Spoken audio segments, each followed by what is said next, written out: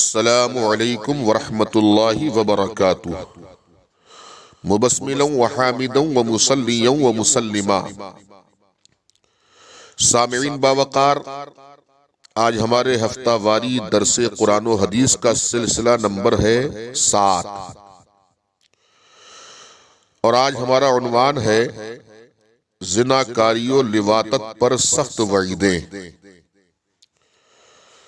سامعین باوقار، ارشاد ربانی ہے وَلَا تَقْرَبُوا الزِّنَا إِنَّهُ كَانَ فَاحِشَةً وَسَاءَ سَبِيلًا، اور بدکاری کے پاس نہ جاؤ، بے شک وہ بے حیائی ہے۔ زنا ایسا بدترین اور قبیح فعل ہے کہ زانی کے وجود کو نہ دنیا میں پسند کیا جاتا ہے، نہ آخرت میں برداشت کیا جائے۔ زنا قہر الہی کو دعوت دیتا ہے، چنانچہ جب عوام میں زناکاری و بدکاری کی برائی پھیل جاتی ہے تو اللہ تعالیٰ کا ایسا عذاب نازل ہوتا ہے کہ کسی کا اس عذاب سے بچنا محال ہو جاتا ہے۔ غور کیجئے، دھیان دیجئے، عصر حاضر میں فیشن پرستی، حسن پرستی، تصنع، ریاکاری، بناوٹ اور یہ چہرے کی تزئین کاری، حسن پرستی نے تو معاشرے کا ستیہ ناش کر دیا۔ ظاہر سی بات ہے کہ آج کوئی جوان لڑکی یا کوئی عورت، کوئی خاتون میک اپ سے لت پت گھر سے باہر نکلے گی تو مجھے بتائیے، آوارہ مردوں کی، آوارہ جوانوں کی بد نگاہیوں، بد نظری سے کیا وہ محفوظ رہ سکتی ہے؟ تو آپ یہی کہیں گے کہ ہرگز نہیں۔ یاد رکھیے، زنا کی ابتدا نگاہوں سے ہی ہوتی ہے۔ اسی لیے حضرت یحییٰ بن زکریا علیہ السلام سے لوگوں نے عرض کیا، زنا کا اشتیاق کہاں سے پیدا ہوتا ہے؟ تو آپ نے ارشاد فرمایا، آنکھ سے۔ اسی لیے اللہ کے رسول صلی اللہ علیہ وسلم نے ارشاد فرمایا کہ نگاہ ابلیس کے تیروں میں سے زہر کا بجھا ہوا ایک تیر ہے۔ جو شخص خوف خدا دل میں رکھ کر اپنی آنکھ کو محفوظ رکھتا ہے، رب کریم اس کو ایسا ایمان عنایت فرماتا ہے کہ وہ اس کی حلاوت اپنے دل میں پاتا ہے۔ سبحان اللہ، سبحان اللہ۔ یہ بھی ایک حقیقت ہے کہ آج ہماری خواتین گھر سے بے پردہ اور حسن پرستی سے لیس ہو کر کے اپنے گھروں سے نہ نکلتی۔ ظاہر سی بات ہے، جب وہ نکلتی ہیں تو غیر محرموں سے ٹچ ہوتی ہیں اور یہیں سے زنا کا دروازہ کھل جاتا ہے۔ اگر یہ با پردہ رہ کر کے اپنی زندگی گھر میں گزارتی، اپنے حسن کی نمائش نہیں کرتی، تو آج جو زناکاری عام سے عام تر ہوتی چلی جا رہی ہے، یہ ہوتی بھی نہیں۔ غور کیجئے، سوچئے۔ حضرت ابو ہریرہ رضی اللہ تبارک و تعالی عنہ نے کہا کہ حضور علیہ السلام نے فرمایا کہ زنا کرنے والا جس وقت زنا کرتا ہے اس وقت مومن نہیں رہتا، یعنی مومن کی صفات سے محروم ہو جاتا ہے۔ اللہ تبارک و تعالی نے ایسے ناہنجار ظالموں کے تعلق سے ارشاد فرمایا، الزانیۃ والزانی فاجلدوا کل واحد منہما 100 جلدہ ولا تأخذکم بہما رأفۃ فی دین اللہ ان کنتم تؤمنون باللہ والیوم الآخر ولیشہد عذابہما طائفۃ من المؤمنین۔ جو عورت بدکار ہو اور جو مرد، تو ان میں ہر ایک کو 100 کوڑے لگاؤ۔ یہ خطاب حکام کو ہے، اور تمہیں ان پر ترس نہ آئے اللہ کے دین میں۔ یعنی حدود کے پورا کرنے میں کمی نہ کرو اور دین میں مضبوط اور متسلم رہو، اگر تم ایمان لاتے ہو اللہ اور پچھلے دن پر، اور چاہیے ان کی سزا کے وقت مسلمانوں کا ایک گروہ حاضر ہو تاکہ عبرت حاصل ہو۔ زنا اتنا بدترین فعل ہے اور اس کا ارتکاب کرنے والا ایسا ملعون ہے کہ بروز قیامت اس فعل کا کرنے والا خود بخود حشر کے میدان میں ظاہر ہو جائے گا۔ رحمت عالم نور مجسم صلی اللہ تبارک و تعالی علیہ وسلم نے فرمایا: وَمَا مِن صَبَاحٍ إِلَّا وَمَلَكَانِ يُنَادِيَانِ وَوَيْلٌ لِلرِّجَالِ مِنَ النِّسَاءِ وَوَيْلٌ لِلنِّسَاءِ مِنَ الرِّجَالِ۔ ترجمہ: ہر صبح دو فرشتے پکارتے ہیں کہ مردوں کے لیے عورتیں تباہ کن ہیں اور عورتوں کے لیے مرد تباہ کن ہیں۔ غور کیجئے، اس حدیث پاک کے الفاظ پر غور کریں تو یہ سمجھ میں آئے گا کہ اللہ کے رسول صلی اللہ علیہ وسلم نے تباہی، بربادی، معاشرے میں فساد کی بنیاد محض غیر محرم عورت و مرد کا باہم اختلاط بیان فرمایا ہے۔ یہ بھی یاد رہے، حدیث پاک میں تباہی و بربادی سے کیا مراد ہے یہ نہ تصور کیا جائے کہ اس سے صرف دنیاوی تباہی و بربادی مراد ہے، بلکہ دونوں جہان کی تباہی و بربادی، دونوں جہان کا خسران و نقصان مراد ہے۔ اور جس کے تعلق سے ہمارے پیارے نبی صلی اللہ علیہ وسلم نے تباہ کن کا لفظ ارشاد فرما دیں، وہ کبھی بھی فائدے مند نہیں ہو سکتا۔ سرکار نے فرمایا تباہ کن ہے۔ کس قدر تعجب کی بات ہے کہ انسان وقتی طور پر لذت و سرور حاصل کرنے کے لیے نگاہوں کو آوارہ چھوڑ دیتا ہے، مگر اسے نہیں معلوم کہ اس آوارگی کا عذاب کل بروز قیامت کتنا سخت ترین ہوگا، اور یہ آوارگی اسے معاشرے میں بھی ذلیل و رسوا کر دے گی، اور کر رہی ہے۔ کتنی تباہیاں ہمارے سامنے ہیں۔ یہ مرد و زن کا اختلاط شادی بیاہ میں دیکھیے، دونوں وہی کھانا کھا رہے ہیں کھڑے ہو کے، سمجھے؟ اور بے پردگی دیکھیے آپ، جس سے ہمارا معاشرہ تباہ و برباد ہوتا چلا جا رہا ہے، اور ہمارے لیے یہ بے پردگی کیسی تباہیاں مچائے ہوئے ہیں۔ بس اللہ کی پناہ، اللہ تبارک و تعالی اور اس کے پیارے حبیب صلی اللہ علیہ وسلم کی بارگاہ میں بھی ذلت و رسوائی کا سبب بنے گی یہی تباہی۔ غور کیجئے سامعین باوقار، رسول کریم صلی اللہ تبارک و تعالی علیہ وسلم ارشاد فرماتے ہیں، میں نے شب معراج خواتین کے عذابات دیکھے، ان میں سے چند آپ کو میں بتا دوں۔ فرماتے ہیں ہمارے پیارے آقا صلی اللہ علیہ وسلم، میں نے دیکھا کہ ایک عورت بالوں سے لٹکی ہوئی ہے اور اس کا دماغ کھول رہا ہے۔ یہ اس عورت کی سزا تھی جو اپنے بال غیر مردوں سے نہیں چھپاتی تھی۔ اللہ اللہ۔ ایک عورت کو دیکھا کہ اپنا ہی جسم کھا رہی ہے اور اس کے نیچے آگ دھونکی جا رہی ہے۔ یہ ایسا کیوں ہو رہا تھا؟ یہ اس لیے کہ یہ غیر مردوں کے لیے زینت اور لوگوں کی غیبت کرتی تھی، یعنی غیر مردوں کے لیے بناؤ سگار، میک اپ کہ مجھے غیر مرد دیکھیں، اور یہ لوگوں کی غیبت کرتی تھی۔ یہ عذاب دیکھا۔ نیز میرے سرکار صلی اللہ علیہ وسلم نے یہ دیکھا کہ ایک عورت اس کا جسم آگ کی کینچی سے کاٹا جا رہا ہے۔ آگ کی قینچی سے اس کا جسم کاٹا جا رہا ہے۔ یہ اس عورت کی سزا تھی جو اپنا جسم اور اپنی زینت غیر مردوں کے لیے کرتی تھی۔ یاد رکھیں کہ اپنے شوہر کے علاوہ غیر مردوں کے لیے بناؤ سگار کرنے والی، غیر مردوں کے لیے میک اپ کرنے والی، غیروں کے لیے خوب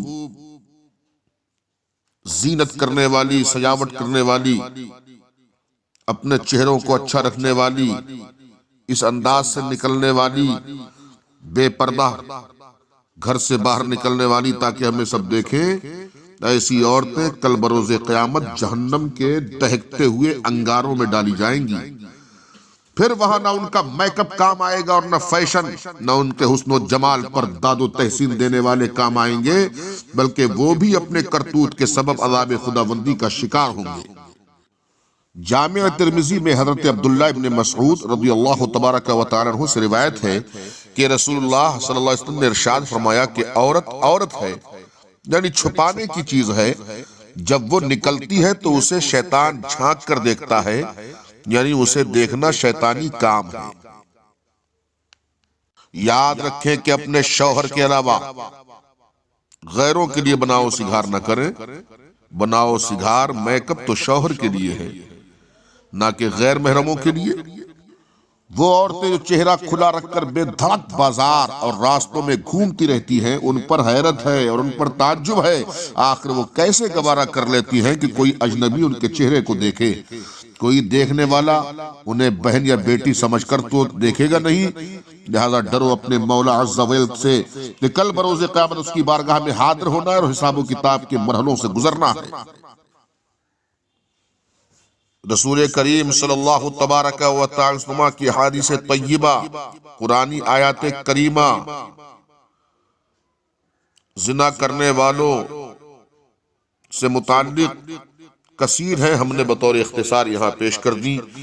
اب ہم آخر میں یہ بتا دیں اور غور کریں، آپ حضرات سامعین ذرا غور کریں کہ رسول کریم صلی اللہ تبارک و تعالی علیہ وسلم ارشاد فرماتے ہیں، بناؤ سگار کر کے اترا کر چلنے والی عورت کی مثال اس تاریکی جیسی ہے جس میں بالکل روشنی نہ ہو۔ اللہ تعالی ہم سب کو زانی، زانیہ، بدقماش، بد چلن، بد فرجام عورتوں سے، آدمیوں سے ہم سب کو محفوظ فرمائے اور ان سے دور رہنے کی توفیق رفیق نصیب فرمائے۔ ایسے خبیث لوگوں سے، خبیثہ عورتوں سے ہم سب کو مولا محفوظ فرمائے، اور ایسے نالائقوں سے، زانیوں سے، زانی عورتوں سے اللہ نیک پارس عورتوں کو دور رہنے کی توفیق رفیق نصیب فرمائے، اور ان بد فرجام لوگوں کو، بد فرجام عورتوں کو اللہ ہدایت نصیب فرمائے اور انہیں راہ ہدایت عطا فرمائے۔ اب ہم یہاں سے لوطیوں کے تعلق سے گفتگو کرنا چاہتے ہیں۔ بعض وہ مرد جن کو لواطت کا چسکا رہتا ہے، جہاں دیکھا کوئی لڑکا خوبصورت ہے، اس کا حسن و جمال دیکھا، اس سے اپنی سیٹنگ بٹھانا شروع کر دی۔ کتنے منحوس ہیں وہ لوگ جو اپنی عورتوں کو چھوڑ کر لڑکوں مردوں سے بدفعلی کرتے ہیں۔ کیا ان کو پتہ نہیں ہے لواطت و بدفعلی کرنے والی قوم لوط پر کیسی تباہیاں اور کتنا سخت عذاب آیا تھا؟ بستیاں الٹ دی گئی تھی، کنکروں پتھروں کی بارش ہوئی اور اس زور کی سنگ باری ہوئی کہ قوم لوط موت کے گھاٹ اترتی چلی گئی۔ قوم لوط کے عذاب کا ذکر کرتے ہوئے قرآن میں ارشاد ہوا، وَأَمْطَرْنَا عَلَيْهِمْ مَطَرًا فَانظُرْ كَيْفَ كَانَ عَاقِبَةُ الْمُجْرِمِينَ، اور ہم نے ان پر پتھروں کا ایک میہ برسایا تو دیکھو کیسا انجام ہوا مجرموں کا۔ حضرت انس بن مالک رضی اللہ تبارک و تعالی عنہ سے مروی ہے، رسول کریم صلی اللہ علیہ وسلم نے فرمایا کہ جنت کی خوشبو 500 سال کے سفر کی دوری سے آئے گی، مگر لوطی اس سے محروم رہے گا۔ ان لوطیوں کو، ان بدفعلی کرنے والوں کو، ان اغلام بازوں کو سوچنا چاہیے کہ ہم کر کیا رہے ہیں۔ اپنی عورتوں کا حق مار کے خوبصورت حسین و جمیل لڑکوں کی تلاشی کرنے والوں، ان کی تفتیش میں لگے رہنے والوں، ان سے اپنی سیٹنگ کرنے والوں، سیٹنگ بٹھانے والوں، ذرا غور کرو کہ ہوگا کیا۔ حضرت جابر رضی اللہ تبارک و تعالیٰ عنہ سے روایت ہے، انہوں نے کہا کہ رسول کریم صلی اللہ علیہ وسلم نے فرمایا ہے کہ سب سے زیادہ جس چیز کا مجھے اپنی امت پر خوف ہے وہ قوم لوط کا عمل ہے۔ حضرت ابن عباس رضی اللہ تبارک و تعالیٰ عنہ سے روایت ہے، انہوں نے کہا کہ اللہ کے رسول نے فرمایا کہ جس کو تم قوم لوط کا عمل کرتے ہوئے پاؤ تو فاعل و مفعول دونوں کو قتل کر دو، فاعل و مفعول دونوں کو قتل کر دو۔ رسول کریم صلی اللہ علیہ وسلم نے جو فرمایا وہ حق ہے۔ اسلام ایک پاکیزہ مذہب مہذب ہے، اور اس اسلام نے ہمیں اس دنیا سے جرائم اور غیر فطری کاموں کو ختم کرنے کے لیے حدود متعین فرمائے ہیں۔ مذکورہ بالا حدیث میں لواطت میں مبتلا فاعل و مفعول دونوں کو قتل کرنے کا حکم دیا گیا ہے۔ اس سے یہ بات عیاں ہو جاتی ہے کہ بدفعلی میں، لواطت میں، قوم لوط کے عمل میں مبتلا شخص کو جینے کا کوئی حق نہیں ہوتا، کیونکہ ایسا شخص پورے معاشرے کو تباہی کے دہانے پر پہنچا دیتا ہے اور پورے ماحول کو گندا کر کے رکھ دیتا ہے۔ اسی لیے اللہ کے رسول نے اس بدفعلی میں مبتلا لوگوں کو قتل کرنے کا حکم فرمایا، تاکہ دوسرے لوگ اس عبرتناک ہولناک سزا کو دیکھ کر اس عمل سے باز رہیں۔ سراج الفقہ کاشف الغمہ حضرت امام اعظم ابو حنیفہ رضی اللہ تبارک و تعالیٰ عنہ فرماتے ہیں کہ اس کے اوپر دیوار گرا دے یا اونچی جگہ سے اسے اوندھا کر کے گرا دے اور اس پر پتھر برسائیں، یا اسے قید میں رکھیں یہاں تک کہ مر جائے یا توبہ کرے، اور اگر چند بار یہ فعل بد کیا ہو تو بادشاہ اسلام اسے قتل کر ڈالے۔ الغرض اغلام بازی نہایت ہی سنگین جرم ہے، اور اس کی سزا دنیا میں بھی بہت سخت ہے، اور آخرت میں بھی اللہ عز و جل کی بارگاہ میں دعا ہے کہ اللہ رب العزت ہم سب کو اس فعل بد سے محفوظ فرمائے۔ اس روایت ہے کہ جو قوم لوط کا عمل کرے وہ ملعون ہے، ملعون۔ اللہ اکبر۔ حضرت وکی رضی اللہ تبارک و تعالیٰ عنہ سے مروی ہے کہ جو شخص قوم لوط کا عمل کرتے ہوئے مرے گا، اس کی قبر اس کو قوم لوط میں پہنچا دے گی، اور اس کا حشر قوم لوط کے ساتھ ہوگا۔ لعنت کا معنی ہے اللہ کی رحمت سے دور ہونا، اور ملعون کا معنی ہے جسے اللہ تعالیٰ نے اپنی رحمت سے دور کر دیا ہو۔ سوچیے ذرا صحیح۔ روایت ہے کہ جو قوم لوط کا عمل کرے وہ ملعون ہے، ملعون۔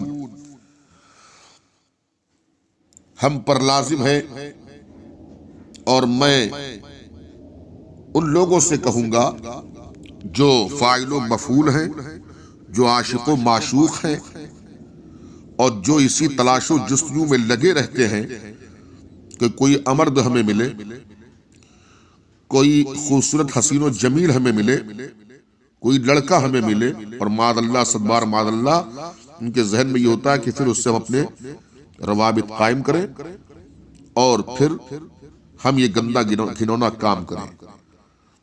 اللہ رب العزت سب کو اس بدفعلی سے، لواطت سے، گندے کام سے محفوظ رکھے۔ مولا تبارک و تعالی ہم سب کو رسول کریم صلی اللہ علیہ وسلم کے ارشادات، فرمودات، ملفوظات پر عمل پیرا ہونے کا جذبہ عطا فرمائے۔ آمین بجاہ النبی الامین صلی اللہ علیہ وسلم۔ استغفر اللہ ربی من کل ذنب واتوب الیہ۔ مجھے بھی اہل محشر دیکھ کر اختر کریں گے،